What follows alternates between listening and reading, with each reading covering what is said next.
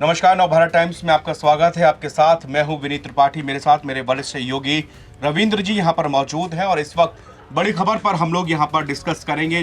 दरअसल अभी अभी चुनाव आयोग ने बिहार वोटर लिस्ट फाइनल जारी कर दी है, जिस पर आप उनकी ईसीआई की वेबसाइट पर जाकर अपना नाम चेक कर सकते हैं। पिछले करीब 4 से 5 महीनों से देश भर में एसआईआर का मुद्दा भयंकर गर्म रहा। राहुल गांधी, तेजस्वी यादव ने इसको लेकर बिहार में यात्रा तक निकालनी पड़ी। उसके बाद राहुल गांधी ने वोट चोरी का एक मुद्दा पकड़ा। मतलब देश के अंदर 5 महीनों के दौरान 2 बड़े मुद्दे, और दोनों जो है वो इलेक्शन कमीशन से जुड़े थे। एसआईआर और दूसरा वोट चोरी।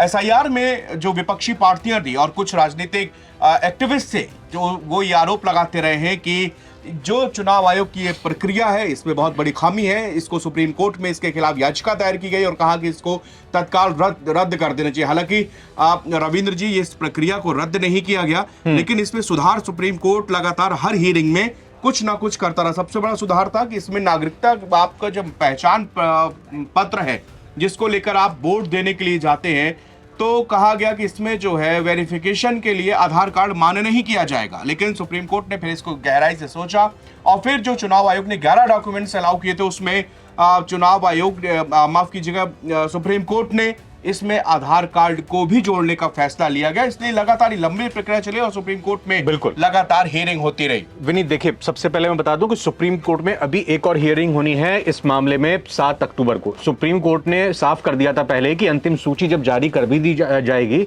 उसके बाद भी अगर कोई गड़बड़ी पाई जाती है तो ये पूरी प्रक्रिया रद्द की जा सकती है। एक तो ये बात हो गई। दूसरी बात, इस वक्त हमारे जो तमाम व्यूअर्स हैं वो क्या जानना समझना चाह रहे हैं, वो ये जानना चाह रहे होंगे कि जो वोटर लिस्ट अभी आई है, क्या उनका नाम इस लिस्ट में है या नहीं है। ठीक है। दूसरी चीज ये है कि अब वोटर लिस्ट एसआईआर प्रक्रिया के बाद जारी हो गई है, तो फिर अब बिहार में चुनाव का ऐलान कब तक होगा, तो इस पर एक एक करके आते हैं।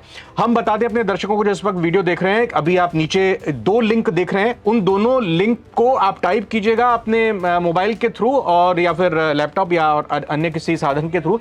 डिस्क्रिप्शन में भी हम ये दोनों लिंक डाल देते हैं, जहां पर आप अपना ये चेक कर सकते हैं कि आपकी वोट बची हुई है, आपकी वोट हट गई है, मतलब आपका नाम वोटर लिस्ट में है या नहीं है। पहला मैं यहां पे बता देता हूं, जो लिंक है वो है जी हां, इस लिंक को मैं बताता हूं, voters.eci.gov.in। ये हो गई भारत चुनाव आयोग की तरफ से वेबसाइट। और जो बिहार निर्वाचन आयोग है उसकी तरफ से लिंक है, वो भी आप नीचे चलता हुआ भी देख रहे हैं इस वक्त लिंक। और डिस्क्रिप्शन में जाइएगा डिटेल में, उसको क्लिक कर लीजिएगा, सीधा आप वहीं पर जाएंगे। ये है coelection.bihar.gov.in। अब इसमें करना ये होगा आपको, सबसे पहले जहां के आप वोटर हैं अपना डिस्ट्रिक्ट, अपना जिला डालना होगा। उसके बाद अपना विधानसभा क्षेत्र डालना होगा, अपनी असेंबली का नाम डालना होगा। उसके बाद अपना बूथ नंबर आपको उसमें सिलेक्ट करना होगा, तो आपको पता चल जाएगा कि आपका नाम इस लिस्ट में है कि नहीं है। ठीक है। एक चीज और, अब जिसका नाम नहीं हुआ, अब जिसका नाम इसका नहीं हुआ, उन्होंने एसआईआर प्रक्रिया फॉलो की हो, उन्होंने अपना फॉर्म फिलअप किया हो, उसके बाद भी उनका नाम यहां पर नहीं है, घबराने की जरूरत नहीं है। आपको किसी तरह के घबराने की जरूरत नहीं है, लेकिन थोड़ा आपको उसमें अपना होमवर्क करना पड़ेगा, काम करना पड़ेगा। ये जानने के लिए आप ऑनलाइन और ऑफलाइन दोनों तरीकों से अपना अप्लाई कर सकते हैं। और कब तक अप्लाई कर सकते हैं? जब चुनावों की घोषणा हो जाएगी। चुनावों की घोषणा हो जाएगी और जब नामांकन की प्रक्रिया उम्मीदवारों की तरफ से चलेगी और नामांकन की जो आखिरी दिन होगा, उस तारीख तक आपने अगर अपना नाम फिर से दर्ज करवाने के लिए रिक्वेस्ट कर दी है तो आपका नाम दर्ज हो जाएगा। ठीक है। तो ऑनलाइन और ऑफलाइन दोनों प्रक्रिया है। उनका भी यहां पे ऑनलाइन क्या प्रक्रिया है उसका लिंक भी यहां पर अभी हम आपको नीचे इस वक्त इस वीडियो के चलते हुए दे रहे हैं, आप उसको टाइप कीजिएगा और डिस्क्रिप्शन में भी हम लिंक को दे देंगे। अब आते हैं बात की चुनाव कब होंगे, चुनावों का ऐलान कब होगा। 4 और 5 अक्टूबर को भारतीय चुनाव आयोग की टीम जो है बिहार दौरे पर 2 दिन के लिए जाने वाली है। इन 2 दिन में वो पूरा का पूरा वहां पर समझेगी, स्थिति देखेगी, होमवर्क अपना करेगी, इस लिस्ट को लेकर क्या कुछ रिएक्शंस आ रहे हैं वो देखेगी। और फिर उसके बाद ये माना जा रहा है कि 7 अक्टूबर के बाद कभी भी दिल्ली में प्रेस कॉन्फ्रेंस हो सकती है। और 20 तारीख की दिवाली है और उसके बाद छठ पूजा के बाद, यानी कि छठ पूजा के बाद चुनावों चुनावों का ऐलान 7 अक्टूबर को हो सकता है। और अक्टूबर के आखिरी हफ्ते में कहिए या फिर नवंबर के पहले हफ्ते से आप कह सकते हैं कि शुरुआत हो सकती है, चुनावों की ऐलान की तारीखों की घोषणा हो सकती है। पिछली बार 5 चरणों में चुनाव हुए थे, इस बार 2 या 3 चरणों में चुनाव हो सकते हैं। तो ये महत्वपूर्ण बात थी। जी विनीत, यहाँ पर जो आपने रविंद्र जी जानकारी दी, इसमें अब मैं कुछ और जोड़ दूं, क्योंकि 6 या 7, 4 और 5 को चुनाव आयोग की जो टीम है वो बिहार का दौरा करेगी। उसमें देखा जाता है कि वहां पर किस हिसाब से चुनाव की जो तैयारियां हैं वो हो रही है, किस स्थिति में है, क्या कमियां हैं। उसके बाद 6 या 7 तारीख को इसका जैसे रविंद्र जी ने कहा ऐलान संभव, बहुत हद तक संभव है। जो सूत्रों के हिसाब से अपडेट है कि 6 तारीख को आपको नई अपनी तारीखें जो है ऐलान कर दिया है, और उसके बाद में 20 तारीख को दीपावली, 25 को छठ, और उसके ठीक बाद यानी कि चुनाव आयोग रविंद्र जी ये इस प्लानिंग में है, क्योंकि छठ के दौरान बहुत बड़ी संख्या में लोग बिहार में वापसी करते हैं, जब पूरे जो देश भर के किसी भी हिस्से में हो, तो दोबारा उनको वहां सर ट्रेवल ना करना पड़ेगा, वो ना आना पड़े, इसलिए वो फेस्टिवल करने के लिए अपने घर पे आए, और उसी के 1-2 दिन बाद ही ऐसी तारीखें का ऐलान किया जाएगा। भाई वो फिर वोट कास्ट करके ही वापस जहां जो काम करता है वो वापस लौटे, तो इसका ध्यान रखा जाएगा। इसको देखते हुए लगता है कि अक्टूबर का लास्ट या नवंबर का पहला सप्ताह, जिस तरह आप बता रहे हैं, यही संभव है कि वहां पर इन तारीखों का ऐलान हो जाए। और सबसे बड़ी बात है कि अब जो नई वोटर लिस्ट आई है, रविंद्र जी ने जिसका एड्रेस आपको बताया कि यहां पर जाके आप अपना नाम चेक कर सकते हैं कि क्या किसी गड़बड़ी के तहत कोई मैन्युअली फिक्चर को गलती तो नहीं हुई जिसके तहत आपका नाम हट गया हो, तो उसके लिए भी आपको घबराने की आवश्यकता नहीं है। तरीका रविंद्र जी आपको मैं इसमें जल्दी से बता देता हूं। इसमें जो है ना, आपको अगर ऑनलाइन यानी कि अगर मोबाइल के थ्रू या लैपटॉप के थ्रू अगर आपको करना है ऑनलाइन, जिसको हम बोलते हैं, तो उसके लिए आपको वोटर हेल्पलाइन ऐप डाउनलोड करनी पड़ेगी। इसके अंदर फॉर्म 6 आपको फिलअप करना पड़ेगा, और इसमें रजिस्ट्रेशन के साथ आपको अपने जरूरी जो डॉक्यूमेंट्स हैं, जैसा विनीत ने पहले जिक्र किया, जिन डॉक्यूमेंट्स की जरूरत है उसको आपको अपलोड करना पड़ेगा, यानी कि आपको उसको अटैच करने के बाद उसको सेंड करना पड़ेगा।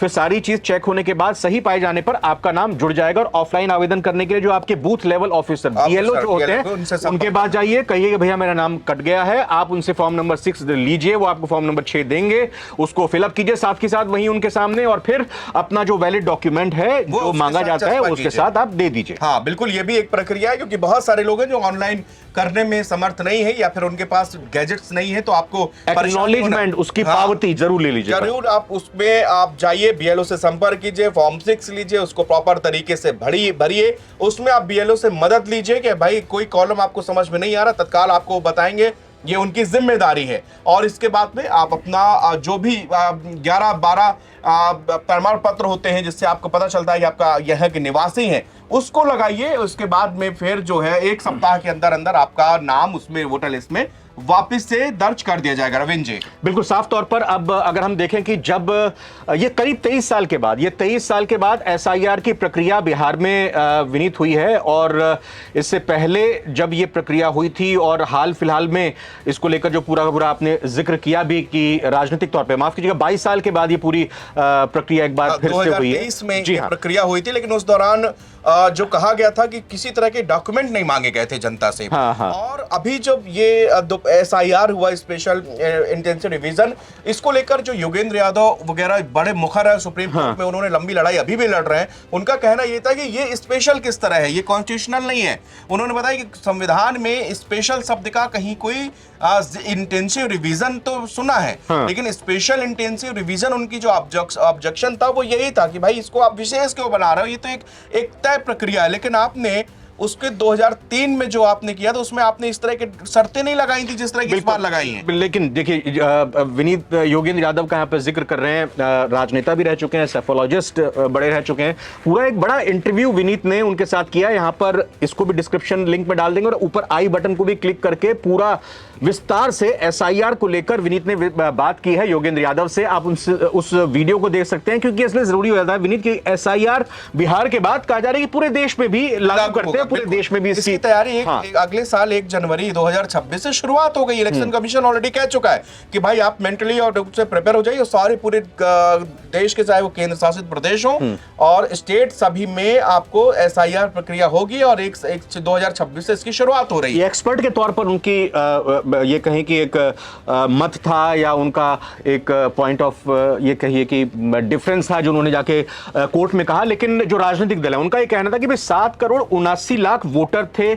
उसके बाद जब आपने एसआईआर की प्रक्रिया को किया, उसमें से 65 लाख वोटर चले गए। फिर आरोप ये लगाएगा कि 65 लाख वोटर जो गए हैं वो किसी पर्टिकुलर राजनीतिक दल के वोटर हैं। हालांकि हम किसी भी वोटर को किसी एक पार्टी से बांधकर नहीं जोड़ सकते। हो सकता है पार्टी ये समझती हो, मानती हो, वो उनका एक अपना एक खैर दूसरा टॉपिक हो जाएगा, लेकिन 65 लाख लोगों के नाम वहां से कट गए। अब इसी को लेकर लगातार बात कही जाने लगी। चुनाव आयोग का यह तर्क था कि यह प्रक्रिया लगातार सालों साल हो रही है, हर राज्य में हो रही है। जिन लोगों की मृत्यु हो जाती है उन लोगों का नाम काटना जरूरी होता है, क्योंकि अगर हमने ऐसा कई बार देखा है कि जिनकी मृत्यु हो गई है उनका वोटर लिस्ट में नाम है, उनकी जगह कोई और वोट डाल के चला जाता है।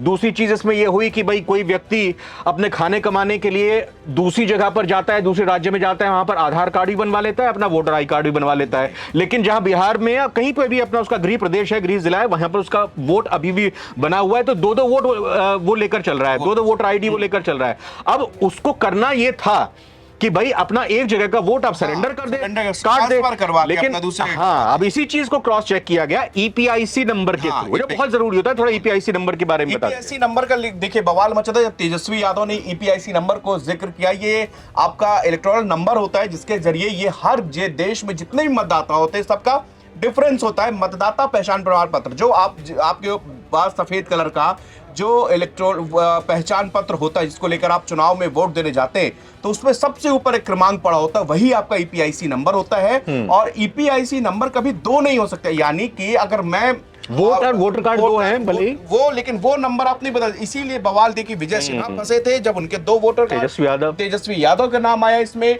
और भी 2-3 लोग थे। इसी ईपीआईसी नंबर को ही डालकर आप पता कर सकते हैं, जो लिंक हम लगातार आप फ्लैश कर रहे हैं कि आपका वोट है कि नहीं।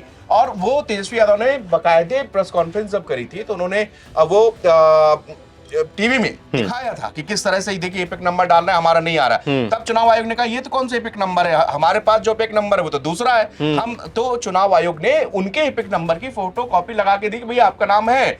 तब ये हुआ कि ये एपिक नंबर दूसरा है और ये एपिक नंबर दूसरा है, यानी उनके दो एपिक नंबर थे। हाँ, तो अब ये उसने कहा कि हम तेजस्वी यादव ने कहा कि आपने जब एसआईआर की प्रक्रिया आपने कर दी तो आपने मेरा पुराना वाला एपिक नंबर क्यों नहीं हटाया। सेम चीज विजय सिन्हा के साथ में 6 में उनके एज में भी डिफरेंस था। उनके 2 पहचान पत्र बने हुए थे और एक में 56 साल की उम्र थी, एक में 60 साल की उम्र थी। दोनों की कॉन्स्टिट्यूंसी विधानसभा क्षेत्र अलग अलग थे, जिस पर कि विपक्ष ने बहुत हो हल्ला हंगामा किया और उनके परिवार में कुछ लोगों के ऊपर भी आरोप लगाए गए कि भाई आप लोगों के भी ये 2 नंबर है। जी हाँ, तो कुल मिलाकर उम्मीद करते हैं कि आपका नाम इस लिस्ट में होगा। 7 करोड़ 24 लाख, अभी आधिकारिक तौर पर नहीं कहा जा सकता, लेकिन मोटे तौर पर यही है कि करीब करीब 7.25 करोड़ लोगों का नाम इस मतदाता सूची में है, जो नई सूची चुनाव आयोग की तरफ से जारी की गई है। और अब बहुत जल्दी चुनावों का ऐलान भी हो जाएगा। और साथ ही साथ आपका नाम अगर नहीं है, फिर से बता देते हैं, आपका नाम अगर नहीं है तो घबराने की जरूरत नहीं है। आप अपना नाम वापस कैसे वोटर लिस्ट में कर सकते हैं, वो पूरी प्रक्रिया हम आपको बता ही चुके हैं। बहुत बहुत शुक्रिया यहाँ पर दर्शकों का। लगातार नवभारत टाइम्स के साथ बने रहिएगा और देखते रहिए ताजा तरीन खबरें। शुक्रिया, नमस्कार।